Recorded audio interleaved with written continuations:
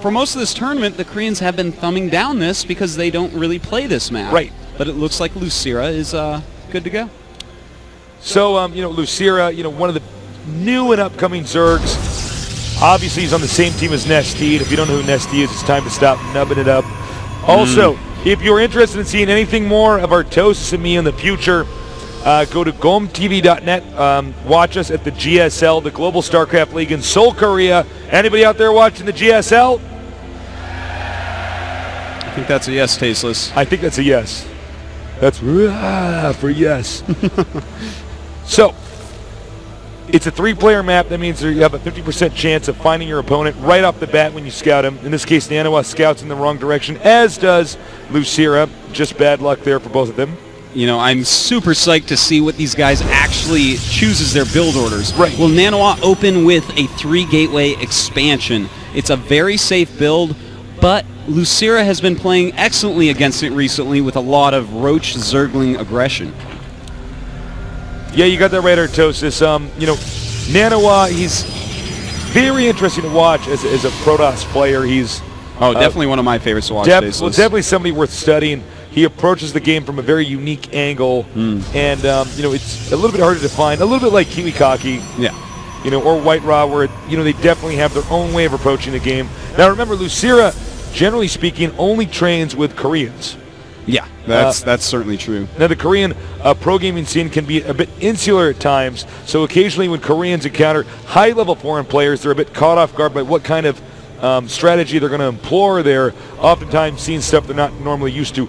Although, you know, with that point being said, Koreans tend to be a bit more adaptable when it comes to RTS games, historically speaking, of course. Yeah. You know, to confronting a new situation and overcoming it on the spot. Well, you know, the one good thing for Losira is that Naniwa is kind of like a Korean-style European protoss. Right. He is actually, one of his biggest strengths is his build orders are so ridiculously refined. This guy has the tightest, best build orders you can even find for protoss. Yeah, it's very tight, very clean. Here comes the probe now, peeking out. And it looks as though we're going to see, well, it looks like an expansion, if anything, with a pylon on the low ground. That's generally an indicator of such a thing. We might be seeing a 1-gateway expansion off 1 gas. That would be pretty wild, Tasteless, because speed is on the way, but again, he doesn't have a second gas. He's making that pylon down there. A stalker popping out to take out the Zergling, but the Zergling sees only 1 gas. That is actually pretty huge from Losira. Normally, a 1-gas Protoss build will be, you know, just the crazy 4-gate that Choya is so well known for, where you just make a bunch of Zealots and Stalkers and go. So let's see what he decides to do. He's going to do it. What is this? What is going on here, Tasteless? We do not see this build clearly. It's a very calculated build that Naniwa has planned out specifically for late, deep into this tournament. You know, when you're a champion, you have so many different builds that you need to use very strategically each time you go on into a tournament, so that as you get deeper, you have the better builds you're using, so you can hide your secrets until the very end. Now, here's the thing, Tasteless. He is making a couple gateways to help make a wall. A sentry is coming out. He has 2 stalkers, but Losira is making some extra speedlings. Speed upgrade has finished, and with Naniwa should have about 1 force field when these speedlings get over there, and he's making 12 more, man. He's going to get super aggressive on Naniwa right away. I think he smells some blood in the water. It looks like he's going to try to wait until this next, oh my god, he's expanding again, excuse me. He's going to try to wait for this next group of Zerglings to come out, and the question is, will he keep making Zerglings, or is he going to revert back into an economic game after sending the initial group of Zerglings in there? I can guarantee you this is a build Losira has not encountered. It's this one I've never casted. And some speedlings coming up here, checking out exactly what's going on. There is only 1 sentry out at the moment. Here come the rest of the speedlings, and that's a very small area. What will Naniwa do? Well, he should be force fielding pretty quickly here, or he's going to be in a lot of trouble. Wow, he waited until the very last second. The absolute very last second. A couple Zealots warping in, and Naniwa with a sick build. I've never seen anything like this. And Tasteless, you know what else he's doing right now? He's getting a Stargate. He is going a 1-gateway expansion with 1 gas into a Stargate and holding Massling. I don't know what's going on here, man. You know what's funny about this is that this is so based off the positioning of his structures. It's such a calculated build. Because, you know, when you look at it on paper, you say, what? You can't go a 1-gate expand. You get overwhelmed by Zerglings. But when he makes a pathway like this that they have to run around, that he times out with just 1 perfect force field, this is insane. Okay, so if we take a look right there, we have a Roach Warren, and he's going to go a Roach Warren while droning up with only 2 queens against Naniwa, who's making a Void Ray. I think that's the last thing that Losira would expect right here. And that Void Ray, if he does follow it up with some Phoenixes, should be able to go over and kill the 3rd base of Losira if he ends up finding it. He sees the Void Ray. Clearly, Naniwa very comfortable revealing the Void Ray, so there's no element of surprise with this strategy. He will encounter this Overlord over here and probably take it out. Meanwhile, back in Losira's base, he's droning up. 8 drones on the way. Also, we see an evolution chamber, so both players, to some extent, investing into at least the mid-game, probably the late game.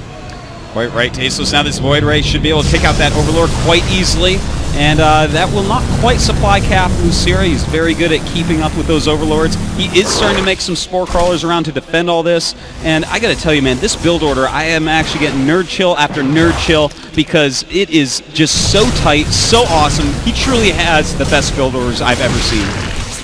Yeah, Naniwa is definitely a guy who doesn't just practice against people, but practices alone by himself against the computer, training. I'm not even joking about that, training to get everything set up perfectly, his structures, positioning, sitting there thinking to himself, what is the best way to approach this?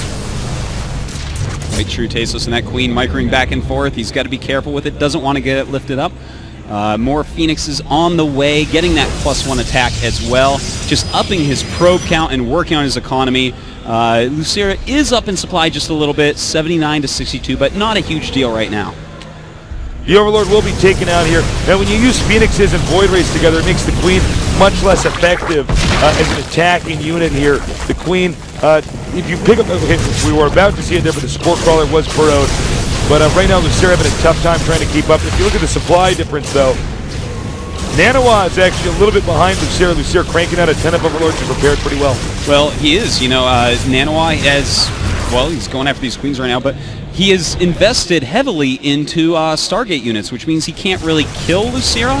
And it looks like he's going to go after this Queen. Spore Crawler does burrow right there, and Naniwa not losing his units. Very nice control there.